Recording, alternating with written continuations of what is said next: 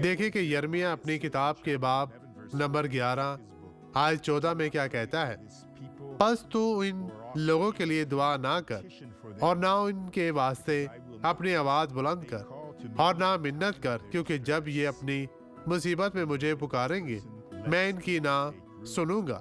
आप जानते हैं कि एक शख्स बुराई को जड़ पकड़ने देता है और वो इस मुकाम पर पहुंचते हैं जब खुदा इस शख्स को छोड़ देता है। वो नेमत नहीं चाहते, वो शरीर है। वो देखते हैं कि वो कुछ गलत कर रहे हैं कि ये इन्हें खुदा से अलग करेगा। वो तमाम दायमी सल्फर के दुखों की झील में गुजरेंगे, लेकिन वो वापस नहीं जाना चाहते।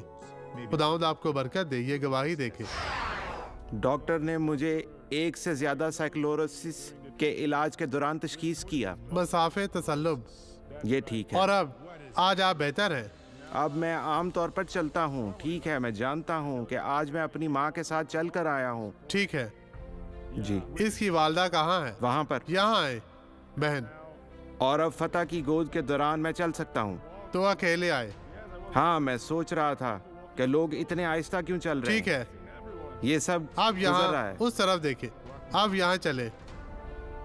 ठीक है बहन, अब ये ऐसे ही चलता था कुछ मुश्किल के साथ। हाँ, ठीक है, लेकिन अब वो बेहतर नहीं है क्या? लेकिन अब वो बहुत आपको बेहतर इसकी है, हौसला मुख्तलिफ अफजाई है। करनी पड़ेगी बहन, क्योंकि ये सब ईमान के बारे जी में है। बेहतर। अभी आए। आपका नाम क्या है? क्या?